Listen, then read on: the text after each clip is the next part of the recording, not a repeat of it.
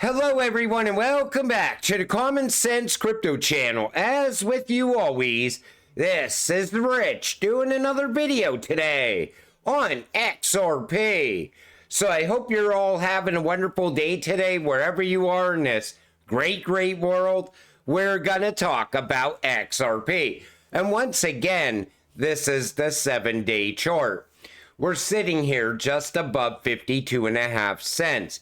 The reason I wanted to show this chart is because I'm sure the SEC appeal had some impact on the price of XRP. But if you look at the Bitcoin 7-day chart, it looks very similar to XRP because we're still following Bitcoin. So I think we also dipped because Bitcoin dipped. Once Bitcoin starts to break out again, it'll pull XRP and the rest of these altcoins with it. And everyone thinks this run is over, but it hasn't even started yet. And I wanted to put this chart back up because everybody wants to know, when is alt season going to happen? Well, this is the path to alt season.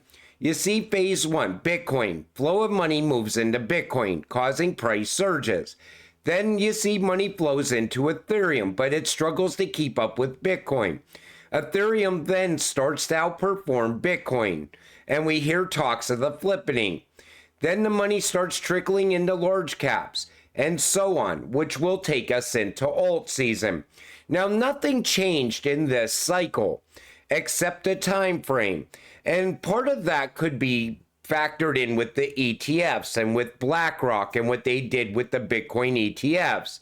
It might have pushed the timeline just out a little bit more than where it should be right now. But if Bitcoin was to start breaking out this month like everyone is expecting, then alt season will be back on track. And by the end of December, XRP will already be running up, most likely achieving a new all-time high going into January. And I think the price will continue upward from there. And that's when we will most likely top out around March or April, according to what most of the chart people are saying. But you know, nobody could call this 100%, but what we're really waiting on is Bitcoin to have a massive breakout again. That will lead us to alt season eventually over the coming months. Whoa, regardless of what's happening with Ripple, mass adoption isn't coming. It's here. And you see, Transact secures Alabama license, expands U.S. crypto services.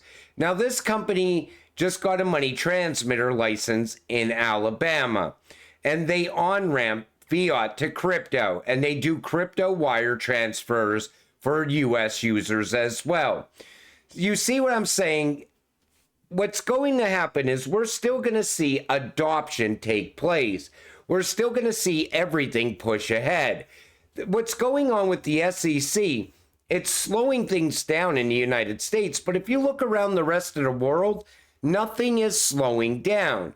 Ripple will most likely get another money transmitter license, in the coming weeks. And they'll continue to expand and grow even here in the United States, even while the SEC is still appealing the judge's decision. What I'm telling you is this appeal did not have that big of an impact on XRP, like a lot of people want you to believe. Pretty lively XRP transaction globe. You think the people on the other end of the transaction cares about the SEC appeal. And you still see all that transactions happening with XRP around the world. Other countries are emerging as crypto hubs while the US is being left behind. And they're being left behind because we have anti-crypto politicians who help the anti-crypto SEC push and crush crypto every chance they get. But what they're really doing is they're pushing innovation out of the country. And we were blaming that guy who stepped down at the SEC for the appeal yesterday. But it all starts with the chair, Gary Gensler. Take a listen. And one thing to remember about the SEC, the chair controls the agenda. Each minority commissioner has 5 staffers. The chair has about 5,000. So in order to get anything done, it has to be done with the chair's approval. So the only thing the other commissioners do is they get to vote on things, but that's about it. So if a new chair comes in, we might see a very different direction. And that's what we're waiting on. We're waiting for a new chair at the SEC. Because as long as Gary is the chair, he sets the agenda. And who's pushing Gary? People like Elizabeth Warren, the big banks, Goldman Sachs, JP Morgan. That's who's really controlling the agenda. Gary Gensler is just the guy who pushes it at the SEC. Now, two lawyers weighed in on this appeal. I'll start with Fred Rispoli. For the XRP holders, here is the SEC versus Ripple appellate timeline. 1. SEC brief likely due 12/2/2024. SEC likely to seek permissible 30-day extension, so will be due shortly after 1/1/2025. 2. Ripple will cross appeal. Its opening brief will be due around the same time. 3. The opposition briefs will be due around 2/2/2025.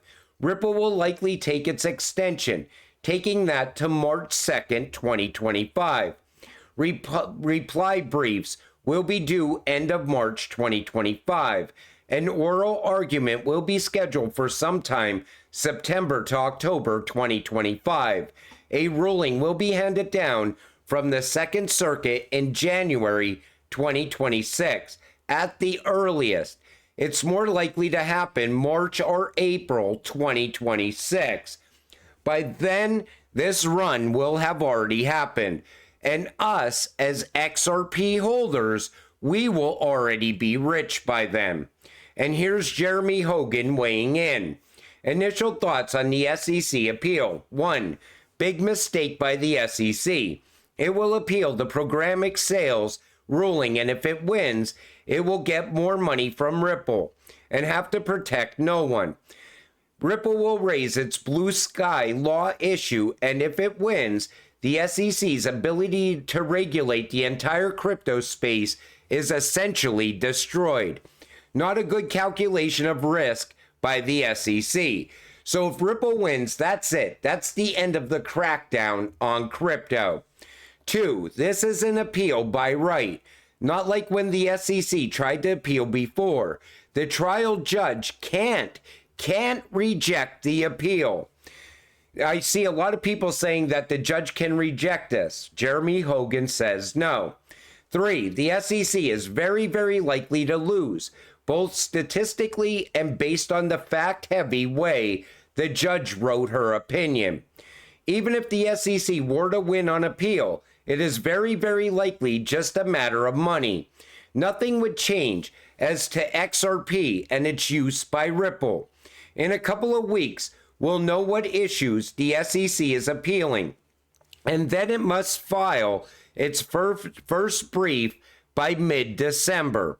It will not and cannot be appealing that XRP is not a security.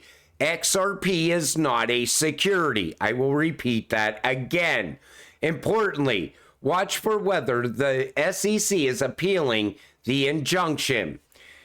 5. A ruling from the appellate court won't happen until late 2025, early 2026.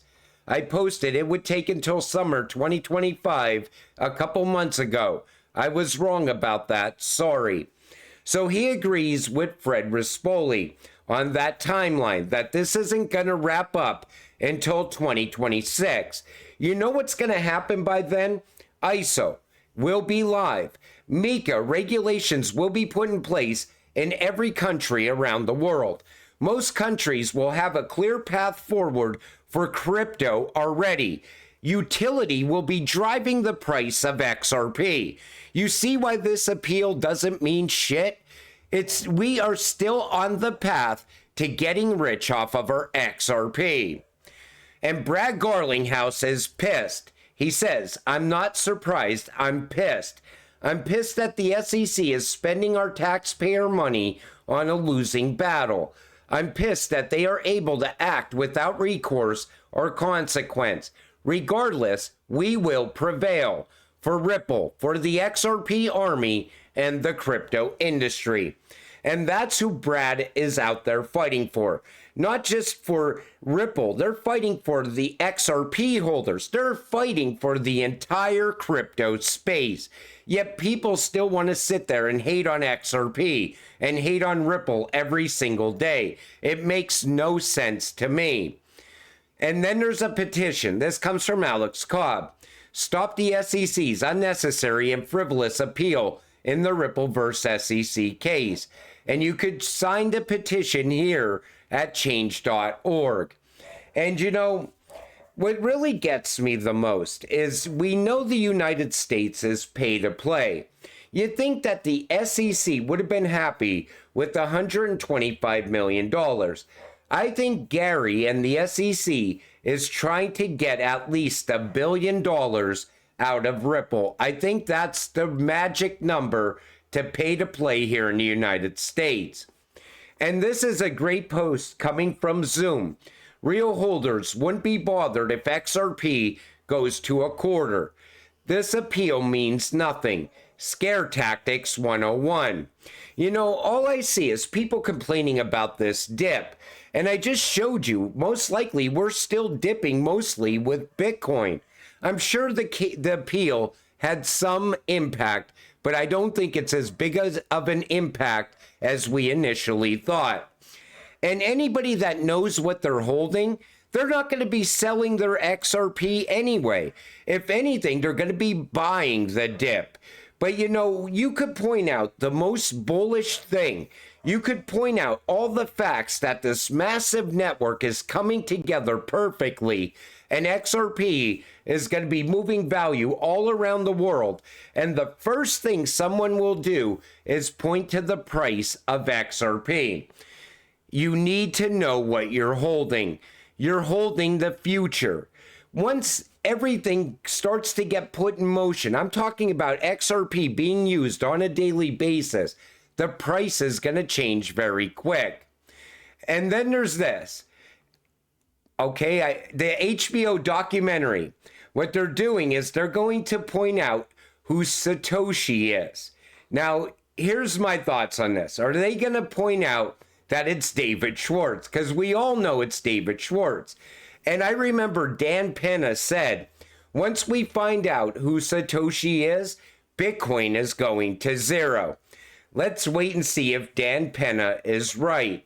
But you know, we already know as crypto investors who is in control of Bitcoin. Most likely the NSA and the CIA.